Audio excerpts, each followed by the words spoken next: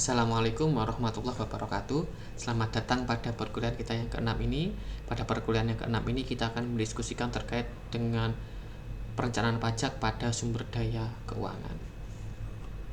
Nah, teman-teman semua, topik kita pada hari ini adalah membahas terkait dengan lease financing, di mana lease financing itu terkait dengan pembiayaan sewa menyewa. Yang kedua adalah financing activity, terkait dengan pembiayaan secara keuangan. Biasanya ini jangka panjang ya teman-teman. Untuk mengetahui lebih lanjut apa itu leasing activity atau aktivitas sewa menyewa, yang pertama adalah teman-teman juga harus memahami definisi dari leasing itu sendiri atau aktivitas sewa menyewa. Aktivitas sewa menyewa adalah persetujuan antara kedua belah pihak, antara si penyewa dan penyewa yang memiliki aset terkait dengan penggunaan atas aset yang disewakan tadi pada periode 1 tahun atau lebih. Jadi ada statusnya teman-teman, ada agreementnya, persetujuan. Jadi dua pihak itu harus setuju, antara si penyewa, lessee, dan yang menyewakan lesser terkait dengan apa? Penggunaan asetnya pada periode apa? Pada periode waktu tertentu. Lalu tadi apa itu lessee? Ada orang yang menyewakan aset, lessor adalah orang yang menyewakan aset. Nah, ketika kita melakukan aktivitas sewa menyewa, maka kita juga harus memahami terkait dengan kontrak atas aktivitas sewa menyewa tadi. Apa saja definisi aktivitas kontrak yang ada pada aktivitas sewa menyewa ya? Definisinya adalah sebuah dokumen begitu yang menjelaskan terkait hak dan kewajiban antara lessee dan lessor gitu. Karena status aset yang dimiliki nanti seperti apa, siapakah yang mengelola, dan lain sebagainya. Apakah terdapat transfer kepemilikan pada periode sewa menyewa. Nah, lease kontrak atau aset sewa menyewa kadang-kadang didiskusikan sebagai aset back financing, di mana aset tersebut menjadi dasar untuk melakukan aktivitas pembiayaan tadi. Dasarnya apa ya aset yang disewa tadi?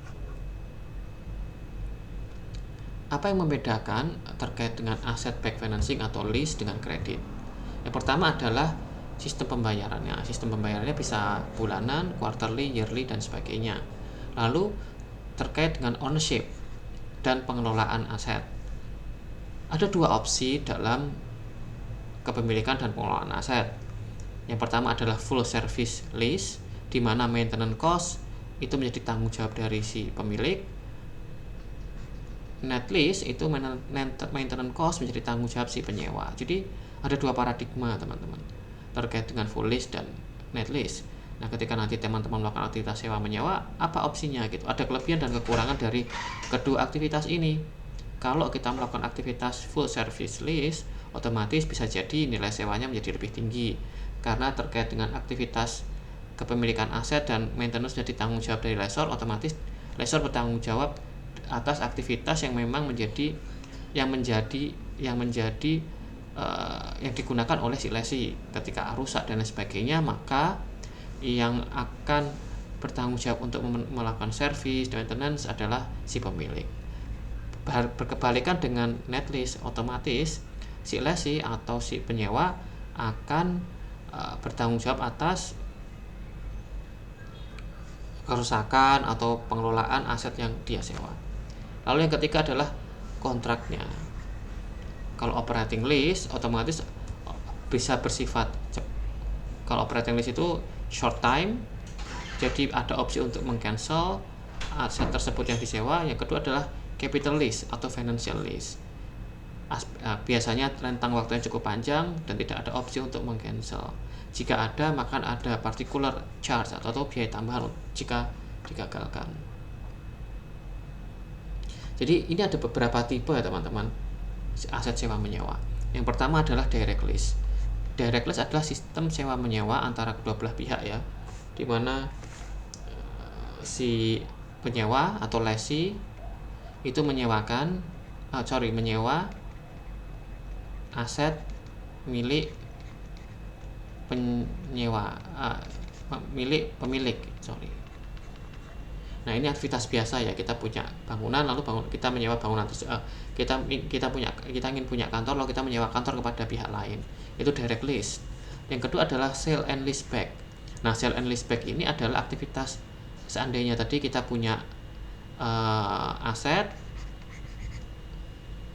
itu bangunan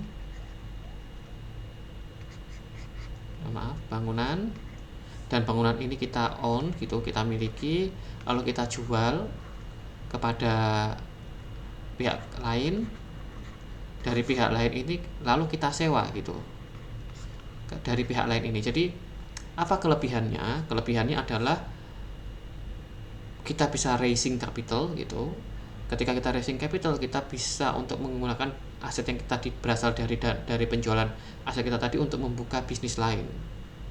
Di lain sisi memang kita kehilangan aset, namun di sisi lain kita bisa melakukan ekspansi bisnis, dan ini umum dilakukan. Lalu ada leverage lease, di mana leverage lease adalah si penyewa ini menyewa aset dari pihak si lessor, di mana lessornya ini membeli sebuah aset dari pihak lain yang mana nilainya itu misalnya si pemilik aset itu membeli sebuah bangunan gitu, dan bangunan ini dibeli dengan modal 80% dari modal dia, lalu sisanya pembiayaan gitu kayak. Nah, sisa 20% ini otomatis kan ketika dia menyewakan, bagaimana pembayarannya? Pembayarannya berasal dari lessee gitu, yang menyewa aset dari si lessor. Nah, si lessee ini membayar installment ke kita membayar ke pihak bank gitu untuk membayar tadi aset yang kita miliki. Nah, ini ada contohnya teman-teman terkait dengan operating lease calculation. Terdapat harga mesin 300 juta, jika dibeli tunai maka nilai residunya 50 juta, ada 60 jumlah sewanya, bayarannya itu ada 60 juta, masa manfaat 6 tahun dan masa sewa 6 tahun. Bagaimana cost and benefitnya? Teman-teman harus mengetahui terkait dengan cost and leasing benefitnya ya. Di sini dijelaskan bahwa ada kelebihan teman-teman, benefit dari aktivitas menyewa dan membeli. Pertama adalah ini tata cara perhitungannya. Ada benefit of leasingnya. Seandainya kita membeli, otomatis kita mengeluarkan uang 300 juta. Seandainya kita membayar sewa, maka installment kita dibayarkan di sini selama berapa tahun sesuai dengan nilai kontrak. Seandainya kita memiliki, otomatis kita mengeluarkan uang nih 300 juta di depan. Dan apa? Kita bisa kehilangan dana apa saja yang bisa dikurangkan terkait pajak. Yang pertama adalah depresiasi. Definisi dari depresiasi itu tergantung dari aset yang kita beli. Kalau itu bangunan ada kelompok 1 dan kelompok 2. Maka asumsinya adalah pengurangan nilai depresiasi yang akan kita dapatkan. Di sini kalau seandainya kita bayar sewa, maka biaya sewa akan dapat diklaimkan kan, dapat diakui sebagai biaya operasional. Sedangkan biaya depresiasi juga bisa diakui, namun nilainya kan lebih rendah yang pertama. Dan ketika kita mengatur biaya depresiasi, otomatis kita juga mengacu pada peraturan perpajakan. Sebesar apa pajak kita, masuk kategori apa aset yang kita miliki, berapa lama dan karakteristiknya. Ada, kalau di Indonesia biasanya ada kelompok 1 berapa tahun, kelompok 2 berapa tahun, dan kelompok 3 berapa tahun. Itu bisa kita lihat gitu. Nah, di sini opsi menyewa itu mempunyai dampak mengurangi dampak nanti perencanaan pajak lebih tinggi, karena otomatis secara bruto dia mengeluarkan dana 60 juta ini bisa dikurangkan pajak. Sedangkan ketika kita mengakui di sini itu uang kita, capital kita keluar di depan sebesar 300 juta. Yang kedua, installment yang dibayarkan lebih sedikit terkait dengan klaim atas depresiasi. Jadi begitu teman-teman. Jadi asumsinya adalah dengan nilai 360 juta berbanding dengan nilai depresiasi yang hanya bisa diklaimkan sebesar ini. 18.750 dikali 4.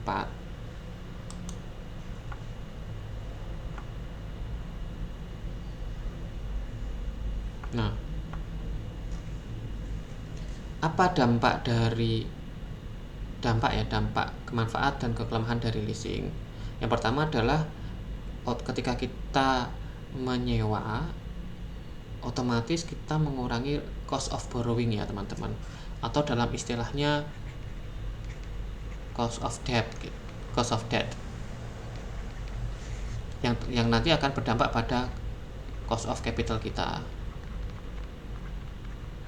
yang kita miliki, berdampak pada struktur permodalan kita.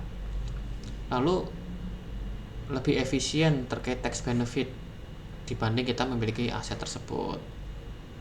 Yang ketiga adalah kita bisa menggunakannya untuk new source of finance gitu teman-teman. New source of finance adalah otomatis ketika kita memilih aktivitas pembiayaan gitu, otomatis kita juga bisa menggunakan leasing gitu, entah nanti kayak operating lease atau capital lease. Yang keempat adalah off balance sheet financing. Nah, ini terkait dengan capital lease teman-teman, dimana pada akhir suatu periode kontrak sewa menyewa akan terjadinya transfer kepemilikan atas sebuah aset. Yang kelima adalah benefit of ownership foregone. Jadi kepemilikan itu kan juga berdampak pada kita memiliki sebuah aset. Yang kedua adalah kita juga bertanggung jawab atas maintenance-nya. Yang ketiga adalah kita juga harus beli di awal dengan modal yang tinggi, maka ketika kita sewa kita tidak harus mengeluarkan biaya-biaya tersebut, cukup diakumulasi menggunakan biaya sewa, di mana biaya sewa ini berdampak pada nilai depresiasinya, karena gap antara value nilai depresiasi dan biaya sewa cukup tinggi ya teman-teman.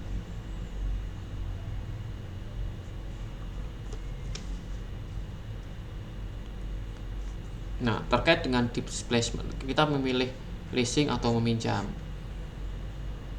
Otomatis ketika kita memilih sewa menyewa akan membuat aktivitas sewa menyewa itu menggantikan aktivitas displacement of debt gitu. Nah, si hutang tadi kan berdampak pada meningkatnya kewajiban kita pada pihak lain, sedangkan kalau leasing itu kan tidak ada kewajibannya gitu, liabilitas kita menjadi tidak lebih tinggi.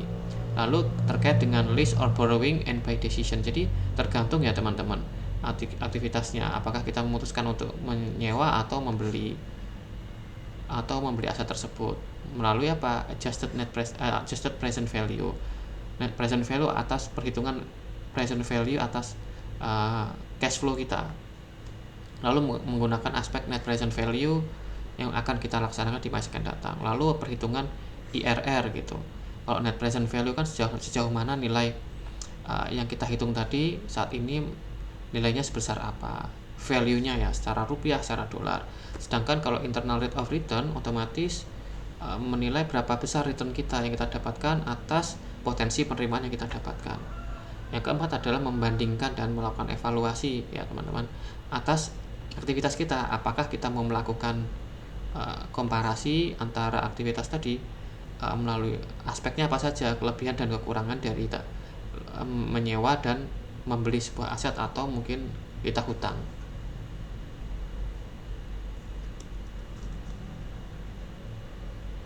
Nah, yang selanjutnya adalah terkait dengan financing activity.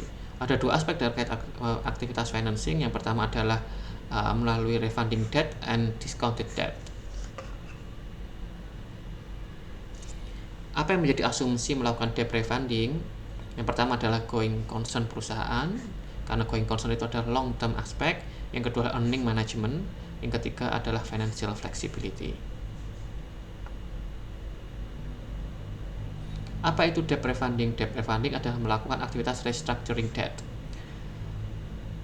Biasanya perusahaan itu bisa call upon their debt, jadi mematurkan lebih cepat gitu, atau mengganti hutang tadi dengan hutang yang lebih baru untuk mendapatkan sumber pendanaan baru. Lalu apakah itu bisa? Ya bisa gitu, asalkan dijelaskan dalam kontrak. Dan ini mungkin terjadi ya teman-teman, karena apa asumsinya? Dengan debt refunding otomatis kita mendapatkan opsi untuk memperpanjang atau merestrukturisasi debt kita atau hutang kita dengan hutang yang baru ditutup dengan dapat hutang lagi yang baru gitu atas sebuah aset.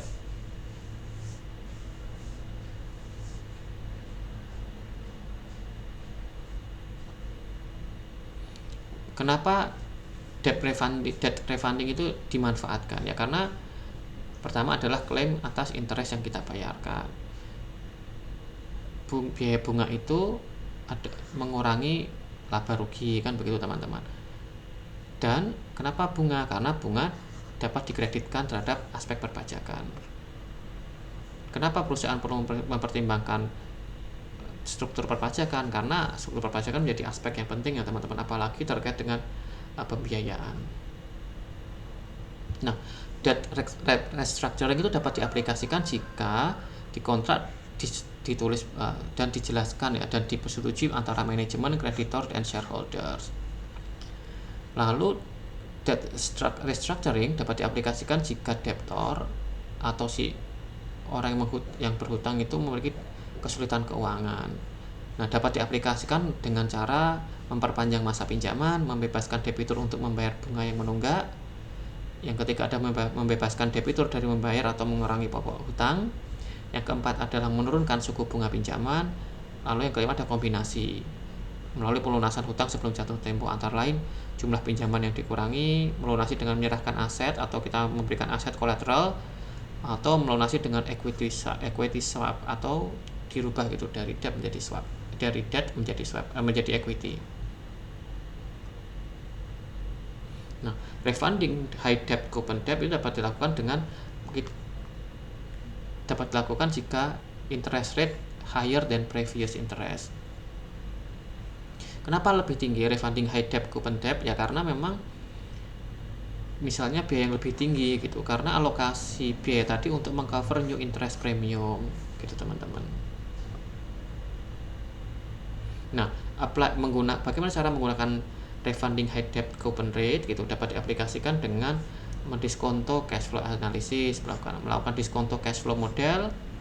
Lalu teman-teman melakukan financial reporting consideration, ya kan, menganalisis apakah bisa dilakukan, karena otomatis kalau kita refunding high debt coupon rate itu kan kita mendapatkan premi bunga yang lebih tinggi begitu untuk menutup bunga yang lain. Nah, margin, apakah kita nanti bisa membayar margin tadi? Karena jika ketiga hal ini otomatis kita juga harus memikirkan terkait dengan WACC kita. Gitu, apakah nanti WACC kita bisa mengcover itu dengan potensi investasi yang kita lakukan?